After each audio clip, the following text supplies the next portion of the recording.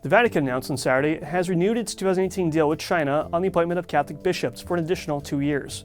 The agreement was renewed without change by the two sides.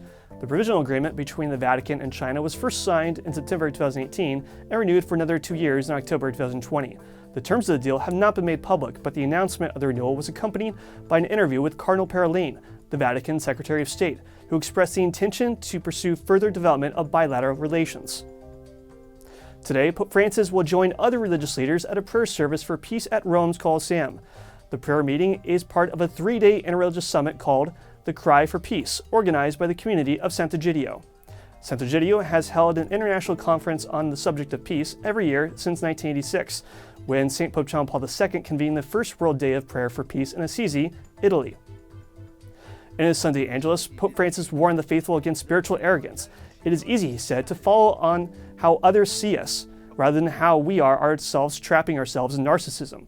The Pope warned that where there is too much I, there is too little God.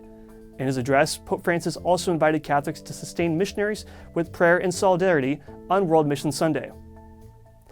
With a click on a tablet in front of a crowd gathered in St. Peter's Square, Pope Francis became the first person to register for the next World Youth Day in Lisbon, Portugal. The Pope announced that registration is now open for World Youth Day 2023, the largest international gathering, scheduled to take place the first week of August. The Holy Father invited all the world's young people to register to this event to discover the joy of fraternal embrace between peoples and between generations, which we need so much. Pope Francis talked with French President Emmanuel Macron for nearly an hour at the Vatican on Monday.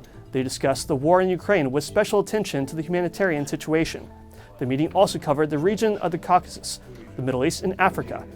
The Holy Father said, the French president's papal audience was the third with Pope Francis.